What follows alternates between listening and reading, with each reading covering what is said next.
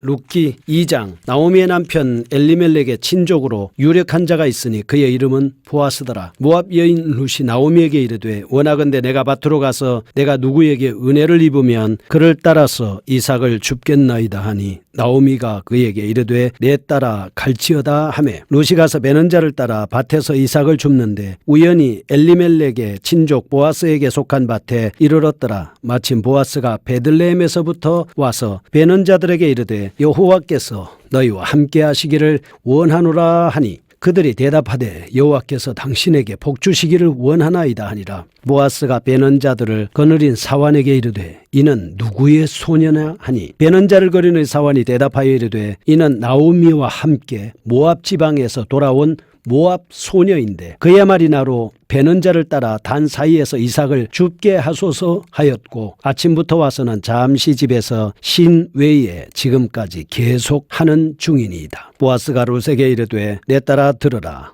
이삭을 주우러 다른 밭으로 가지 말며 여기서 떠나지 말고 나의 소녀들과 함께 있으라. 그들이 베는 밭을 보고 그들을 따르라. 내가 그 소년들에게 명령하여 너를 건드리지 말라 하였느니라. 목이 마르거든 그릇에 가서 소년들이 기러온 것을 마실지니라 하는지라. 룻이 엎드려 얼굴을 땅에 대고 절하며 그에게 이르되 나는 이방 여인이거늘 당신이 어찌하여 내게 은혜를 베푸시며 나를 돌보시나이까 하니 보아스가 그에게 대답하여 이르되 네 남편이 죽은 후로 네가 시어머니에게 행한 모든 것과 네 부모와 고국을 떠나 전에 알지 못하던 백성에게로 온 일이 내게 분명히 알려졌느니라. 여호와께서 네가 행한 일에 보답하시기를 원하며 이스라엘의 하나님 여호와께서 그의 날개 아래 보호를 받으러 온 내게 온전한 상 주시기를 원하노라 하는지라. 룻이 이르되 내 주여 내가 당신께 은혜 입기를 원하나이다. 나는 당신의 하녀 중에 하나와도 같이 못하오나 당신이 이 하녀를 위로하시고 마음을 기쁘게 하는 말씀을 하셨나이다 하니라. 식사할 때 보아스가 룻에게 이르되 이리로 와서 떡을 먹으며 내 똑 조각을 초에 찍으라. 함으로 룻이 곡식 빼는 자 곁에 앉으니 그가 볶은 곡식을 주매 룻이 배불리 먹고 남았더라. 룻이 이삭을 주우러 일어날 때에 보아스가 자기 소년들에게 명령하여 이르되 그에게 곡식단 사이에서 줍게 하고 책망하지 말며 또 그를 위하여 곡식다발에서 조금씩 뽑아버려서 그에게 줍게 하고 꾸짖지 말라 하니라. 룻이 밭에서 저녁까지 줍고 그 주운 것을 떠니 보리가 한 에바쯤 되는지라. 그것을 가지고 성읍에 들어가서 시어머니에게 그 주운 것을 보이고 그가 배불리 먹고 남긴 것을 내어 시어머니에게 드리매 시어머니가 그에게 이르되 오늘 어디서 주었느냐 어디서 일을 하였느냐 너를 돌본 자에게 복이 있기를 원하노라 하니 룻이 누구에게서 일했는지를 시어머니에게 알게 하여 이르되 오늘 일하게 한 사람의 이름은 보아스니이다 하는지라. 나오미가 자기 며느리에게 이르되 그가 여호와로부터 복받기를 원하노라. 그가 살아있는 자와 죽은 자에게 은혜 베풀기를 그치지 아니하도다 하고 나오미가 또 그에게 이르되 그 사람은 우리와 가까우니 우리 기업물을 짜 중에 하나이니라 하니라. 모압 여인 룻이 이르되 그가 내게 또 이르기를 내 추수를 다 마치기까지 너는 내 소년들에게 가까이 있으라 하도이다 하니 나오미가 며느리 룻에게 이르되 내 딸아 너는 그의 소녀들과 함께 나가고 다른 밭에서 사람을 만나지 아니하는 것이 좋으니라 하는지라. 이에 룻이 보아스의 소녀들에게 가까이 있어서 보리 추수와 밀 추수를 마치기까지 이삭을 주우며 그의 시어머니와 함께 거주하니라. 아멘. 룻기 2장입니다. 보아스와 룻의 만나는 장면을 볼 수가 있습니다. 1절에서 16절은 시어머니를 섬기고 여호와께 대한 신앙을 지키기 위해 모압 땅에서 베들레헴으로 온 이방 여인 룻과 그 성읍의 유력자이며 엘리멜렉 가족의 친족인 보아스가 베들레헴 들녘에서 우연히 만나 대화하는 장면을 기록하고 있습니다. 17절에서 23절 말씀은 보아스와 룻의 만남은 우연한 사건이 아니라는 사실이 룻과 시어머니 나오미와의 대화에서 밝혀지고 있습니다. 그들의 만남은 하나님께서 구속사를 이루어 가시기 위한 하나의 방편이었다 하는 것입니다. 이러한 사실은 나오미가 룻에게 보아스에게 엘리멜렉 가족의 기업물을 짜 곧 구속자로 20절에서 표현한 것입니다. 두 사람의 관계가 하나님께서 이끄시는 구속사에서 어떻게 기여하게 될 것인가 하는 점을 어느 정도 짐작할 수 있다 볼 수 있습니다. 우리는 여기서 두 가지 점을 발견할 수 있습니다. 첫째, 인간 역사에 면밀하게 개입하신 하나님의 놀라운 섭리가 드러나고 있습니다. 보아스와 룻의 만남은 인간적으로 볼 때 매우 우연한 일이지만 영적인 측면에서는 하나님의 적극적이고도 세심한 개입이 있었다, 이렇게 볼 수가 있습니다. 이처럼 하나님의 섭리는 인간들이 볼 때 매우 우연하게 보이는 평범한 일상생활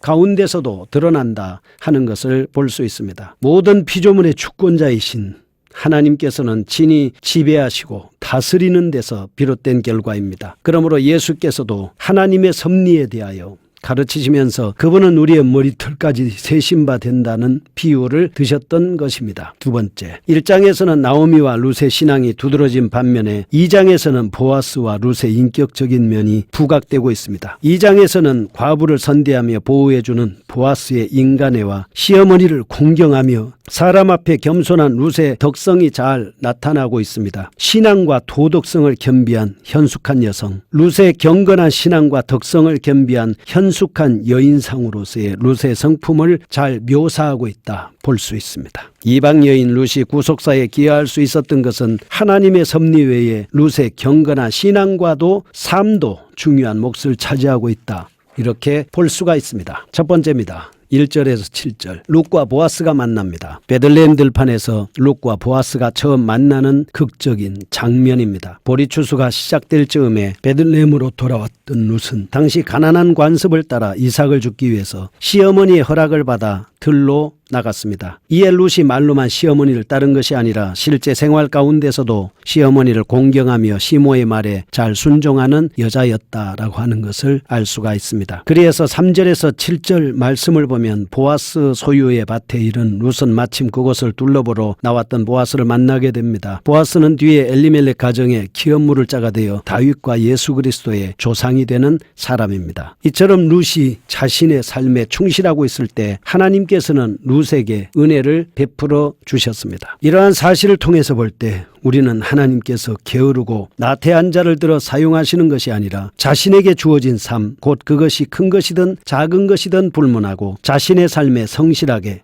최선은 다하는 사람을 통해서 사용하신다라고 하는 것을 알 수가 있습니다. 두 번째, 보아스와 룻의 대화를 보겠습니다. 8절에서 16절입니다. 5절에서 7절 보면 보아스가 자기 밭에서 이삭을 줍고 있는 룻을 발견했습니다. 그녀를 불러 호의를 베풀어주며 그녀와 대화하는 장면이 나오고 있습니다. 보아스는 룻에 대한 좋은 소문을 이미 들어서 알고 있었습니다. 자신이 해줄 수 있는 모든 것을 그녀에게 베풀어 주었습니다. 그러자 룻은 보아스의 이러한 호의에 매우 겸손히 응하면서 감사를 표했습니다. 이처럼 율법의 규정을 뛰어넘어 룻을 관대하게 보살펴주는 보아스의 선행과 그 보살핌을 감사와 겸손의 마음으로 조용히 받아들이는 룻의 행동 속에는 겸손하게 하나님을 신뢰하는 그들의 신앙 인격이 잘 드러나고 있습니다. 룻에 대한 보아스의 행동은 율법의 규정에 얽매여 이루어진 것이 아닙니다. 율법의 정신을 이해하려는 신앙의 발로인 것입니다. 보아스의 호의에 대한 룻의 행동은 상대방의 호의를 이용하여 어떤 특권을 누리려고 했던 것이 아닙니다. 감사함으로 받아들이면서 자신을 낮추는 겸손한 신앙에서 비롯됐다, 이렇게 볼 수 있습니다. 한편 보아스가 룻에 대한 관대한 마음을 가지게 된 것은 룻이 베들레헴 성읍에서 현숙한 여인으로 소문이 나 있었기 때문이 아닙니다. 하나님께서 하나님의 구속사를 이루어 가시면서 경건한 두 사람에게 복을 주시고자 했기 때문입니다. 아무리 룻이 현숙한 여인으로 소문이 나 있다고 하더라도 보아스의 마음에 합하지 않았더라면 그 두 사람은 결코 만날 수도 없고 결합이 이루어지지도 않았을 것입니다. 그렇지만 하나님께서는 보아스의 눈에 룻이란 여인이 띄게끔 하심으로써 하나님께서 계획하신 구속사를 하나하나 전개해 나가고 있었던 것입니다. 그러면 여기서 효도에 대해서 한번 살펴보겠습니다. 효라고 하는 것은 인간이 사는 어느 곳에서나 중요한 덕행입니다. 부모와 자식과의 관계, 무엇보다도 밀접하고 그 관계 속에서 자식이 부모를 섬기는 일이 자연스럽게 나타나고 있습니다. 이런 연유로 효는 동서고금을 막론하고 사람의 필수 덕목으로 취급됩니다. 특히 중국 사회의 윤리 중에 가장 근간이 되는 덕행이 있습니다. 하나님께서도 5계명에서 내 부모를 공경하라. 그리하면 너희 하나님 여호와가 내게 준 땅에서 내 생명이 길리라. 출애굽기 20장 12절에서 말씀하고 있습니다. 첫째, 효도를 하는 이유가 무엇입니까? 부모님은 자식을 낳아서 그가 자랄 수 있도록 보살피고 성장하도록 배려해 주었기 때문에 부모의 사랑과 은덕을 받은 자손들은 효로 사랑에 보답해야 합니다. 두 번째, 효도 의미입니다. 효도란 부모의 은덕에 대한 보답과 그 권위에 대한 순응입니다. 그런데 효도는 영적인 의미를 내포하고 있습니다. 효도는 인간을 창조하시고 그들에게 생명을 주시고 생활터전을 마련해 주신 하나님을 잘 따르고 섬기라는 교훈을 담고 있습니다. 세 번째, 효도의 결과입니다. 하나님께서는 효를 행하는 자에게 복을 약속해 주셨습니다. 내 부모를 공경하라, 그리하면 땅에서 잘되고 장수하리라고 약속해 주셨습니다. 네 번째, 효도의 조건입니다. 자식이 부모를 공경하고 효를 행하는 데에는 조건이 없지요. 성경은 자식이 부모에게 순종을 하며 효를 행하되 주 안에서 행하여야 한다라고 말씀하고 있습니다. 세 번째입니다. 나오미와 룻의 대화를 보겠습니다. 17절에서 23절입니다. 저녁이 되어 하루 일을 마치고 돌아온 룻이 시어미 나오미와 대화하는 장면입니다. 17절에서 19절은 룻은 나오미에게 자신이 보아스에게서 입은 호의에 대해서 설명하지요. 20절은 나오미는 보아스가 바로 엘리멜렉 가정의 기업물을 자임을 이야기해 줍니다. 21절에서 33절은 계속해서 룻이 취한 행동에 대해서 말씀하고 있습니다. 이상과 같은 본문은 보아스와 룻의 만남이 앞으로 어떻게 발전될 것인지를 암시해 주고 있습니다.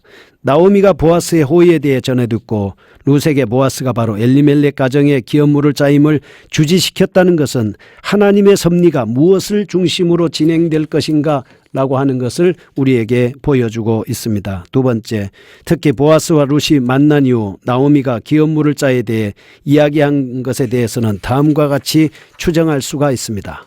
나오미는 기업 무르는 관습에 대해 별로 의식하지 않다가 엘리멜렉 가정의 기업 물을 짜인 보아스가 룻에게 호의를 베풀었다는 소식을 접하자 기업 물을 짜로 보아스를 지명한 듯합니다. 왜냐하면 기업 무르는 일은 기업 무르는 자의 호의가 없이는 전혀 불가능했기 때문이죠. 세 번째입니다. 룻을 통해 보아스 이야기를 들은 나오미가 보아스가 친척이며 기업물을 짜임을 기억하게 되었을 가능성도 있습니다. 아무튼 나오미가 룻의 대화를 통해 엘리멜렉 가정의 기업물을 짜인 보아스를 상기하게 된 것은 하나님의 은혜였습니다. 네 번째입니다. 한편 본문은 사람 간의 대화의 중요성을 일깨워주고 있는 것이기도 합니다. 만일 나오미와 룻이 고부간의 갈등으로 인해서 평소 대화가 이루어지지 않았더라면 하나님의 축복을 누리지 못했을 겁니다.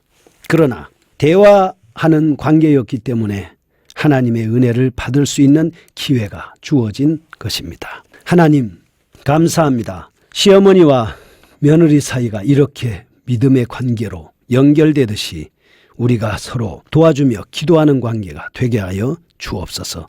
예수님의 이름으로 기도합니다.